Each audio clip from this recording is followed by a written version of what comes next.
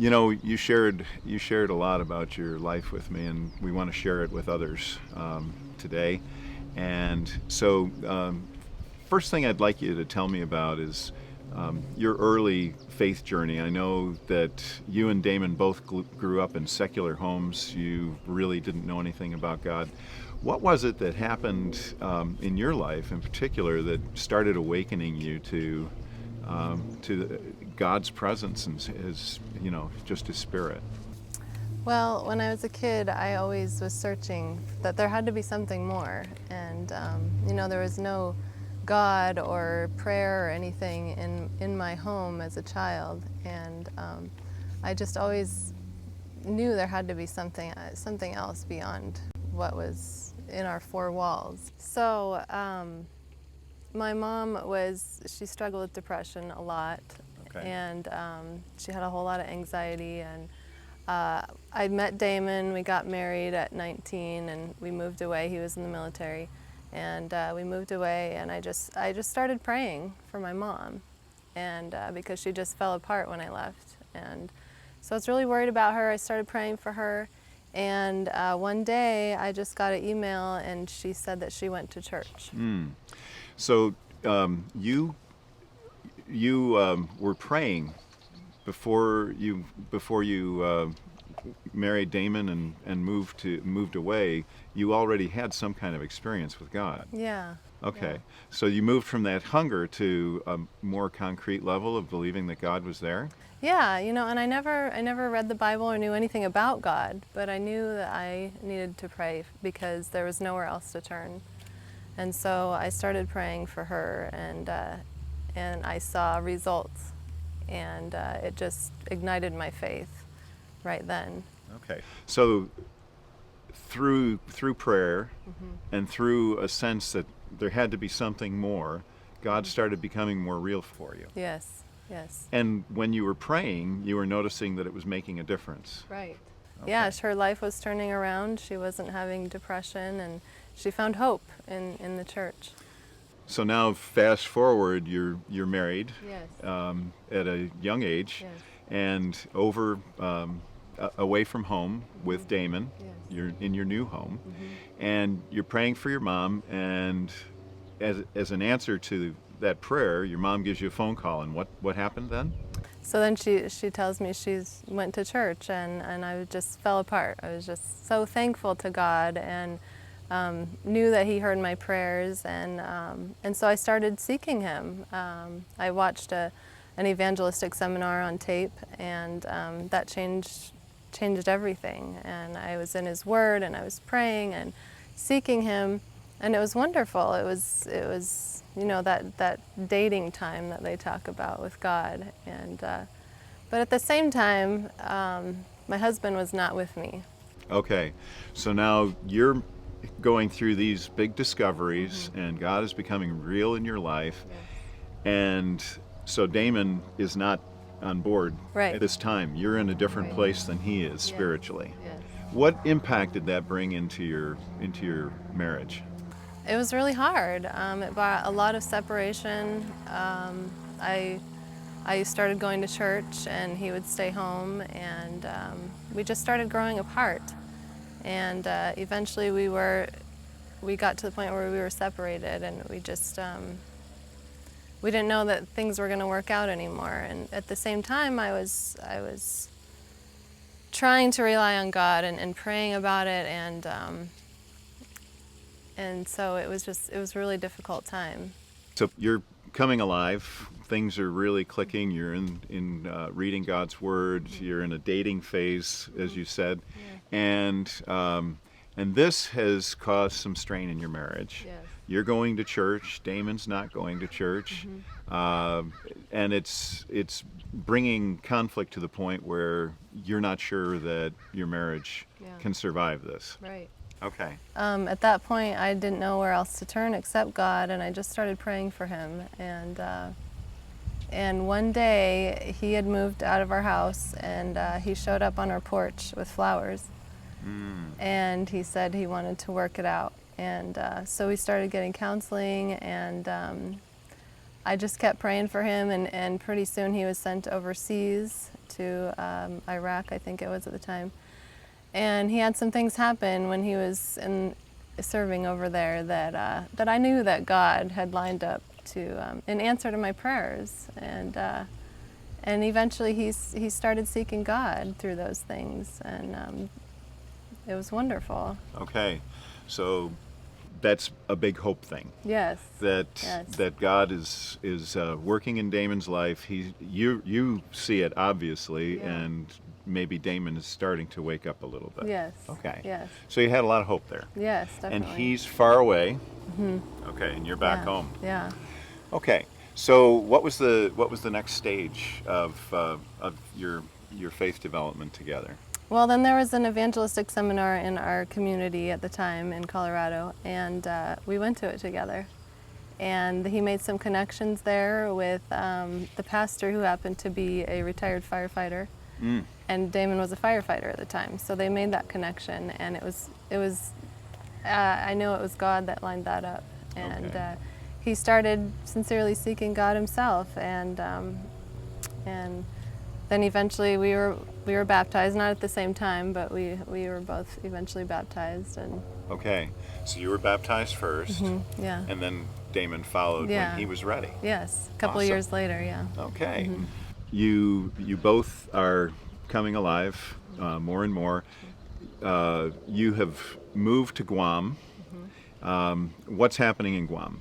Well, we had Caden before we moved to Guam, and became parents, of course. And I knew that we had to be on the same page spiritually before we had children, and so we had waited. And so when we were 26, we had Caden, and then Damon accepted a position with the Navy in Guam, a little island in the South Pacific. And we were excited. We went there and got settled in, and we're enjoying it. And a few months after being there, we found out we were pregnant again. Okay. So your family's getting larger. You're in anticipation. Yes. And what happens? So we find out that we're pregnant, and of course later on we find out that we're having a baby girl, and we were just so excited. And I just had always wanted a little girl. And so I just felt very blessed and thankful and grateful that we were having another child, and we were very excited. And the pregnancy went really well. There was nothing to be concerned about. A very healthy pregnancy. And we came to, the due date was March 15th. And it was March 14th that I was starting to go into labor. And so right on time. And of course we went to the hospitals in the middle of the night, and we get there, and everything's moving along normally, and she's doing well, and I'm doing well, and as well as can be. And things are progressing, and we're sitting in the hospital room, and you can hear the monitor going, and all of a sudden the monitor was quiet. There was no sound coming from the monitor, and I quickly realized that something was wrong, and a bunch of people started rushing in the room, and So this is the fetal monitor. Yes. And Yeah. so it gets silent, yeah, and you know something's wrong. yeah, People are rushing into the room. yes, and they were moving the fetal monitor around on my belly, trying to find a heartbeat, and they couldn't get anything, and they didn't know what was going on. Of course, we didn't know what was going on, and pretty soon she was ready to come out. So she was born, and they quickly rushed her over to our bedside, and there was a group of people around her working on her. We didn't know what was going on, and we just started praying, and we just prayed, I think, for a whole hour, and it seemed like it was just minutes. Yeah. But we just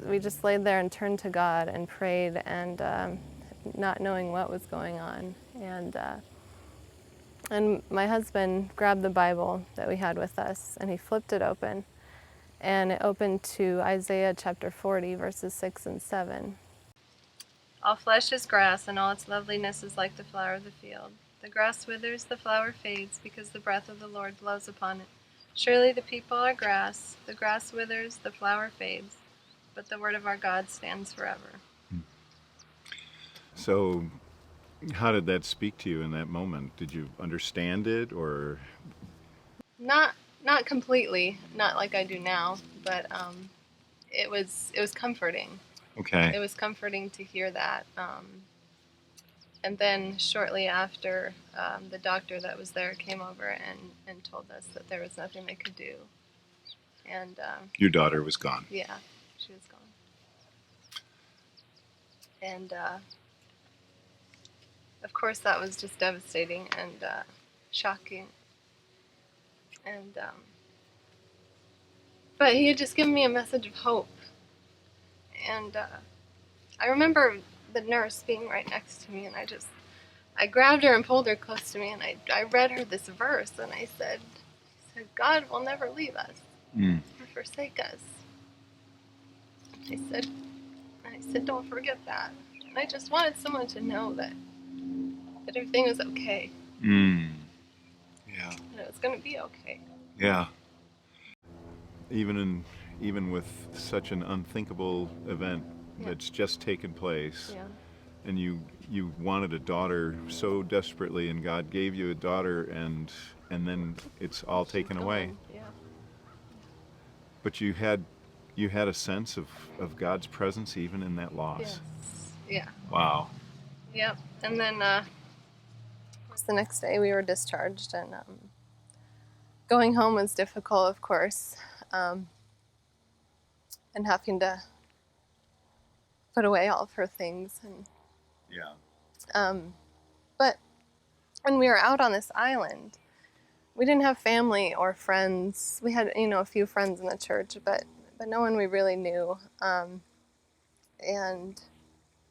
in a way, that was kind of a good thing, because we knew we had to rely on him to bring us through.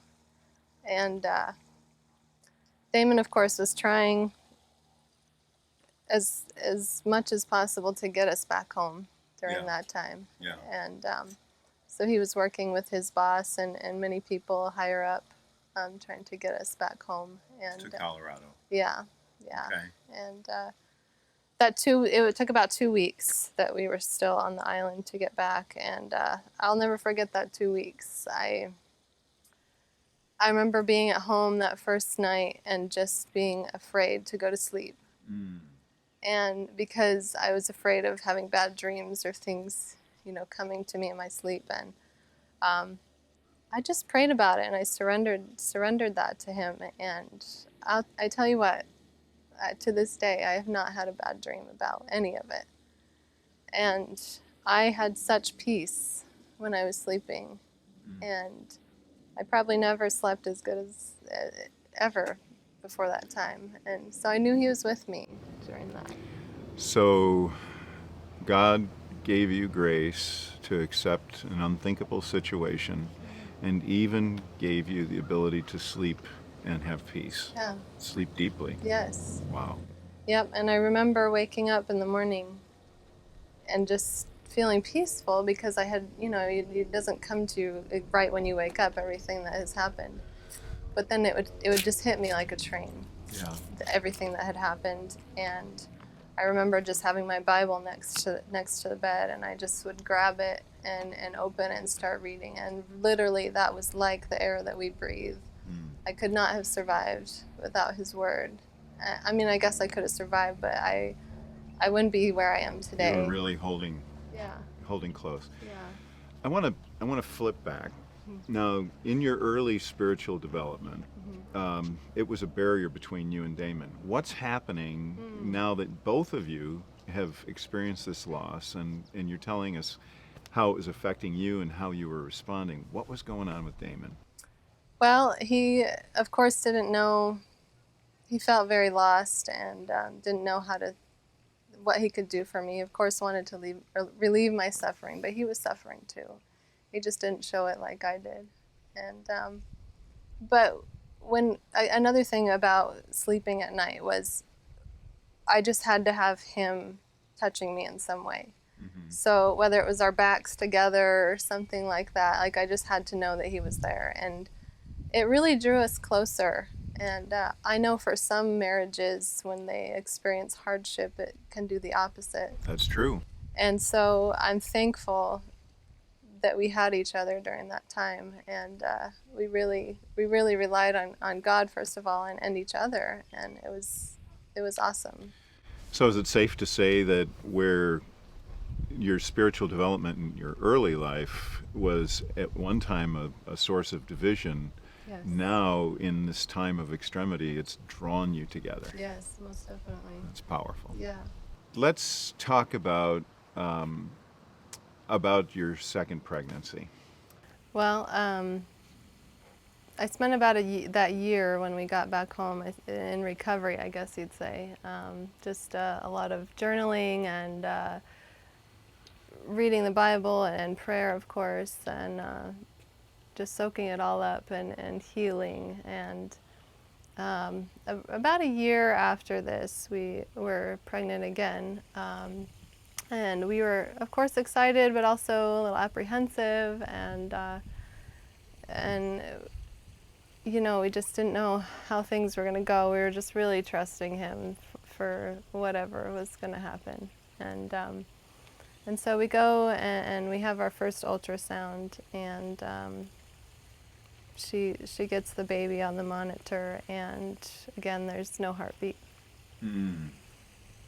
And I just didn't want to believe it at first. I felt, I don't know, I guess I left the hospital that day after the ultrasound, and I didn't go home right away. I went out to the middle of a field, and I just cried out to God, and I was just confused and torn, and I didn't understand what his plan was and why this was happening. Okay. That was the big question, was why. And he gave me a message during that time in Psalm 27, verses 13 and 14. It says, "I would have lost heart unless I had believed that I would see the goodness of the Lord in the land of the living. Wait on the Lord, be of good courage, and he will strengthen your heart. Wait, I say, on the Lord." So the message of hope is knowing that this isn't all we get, that this life isn't it, and that there is much more to look forward to. And somehow I kept trusting him, and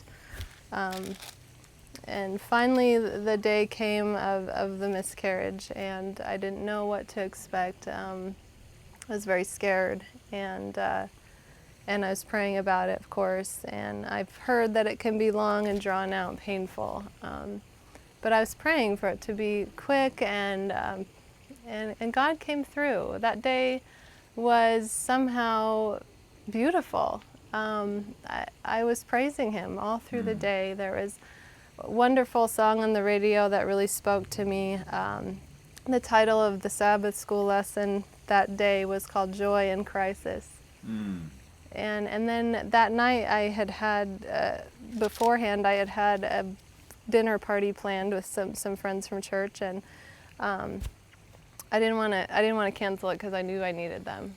So I had, I think, 4 other Christian women in my house. One of them was our pastor's wife at the time, and she had been a nurse before, and she knew what was going on, and they just surrounded me and prayed for me, and were right there with me the whole way. And it was just a day that is joyful to me, where it should have been, you know, for maybe a lot of people, it would have been very painful and miserable.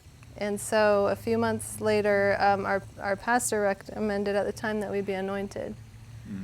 And so I thought, you know, that would be appropriate, I think. And so we had an anointing ceremony, and then about a month or 2 later, we discovered that we were pregnant again. And Ethan was born on September 27th, 2011, and it was wonderful because it was like redemption for everything. And another thing that we realized at that time was Ethan wouldn't be with us had we not lost before.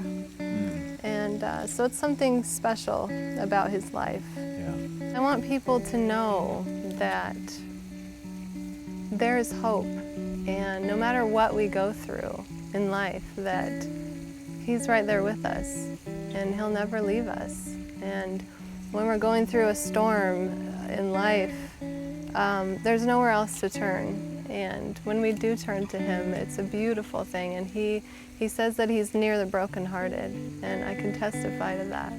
When we choose to turn to him and trust him,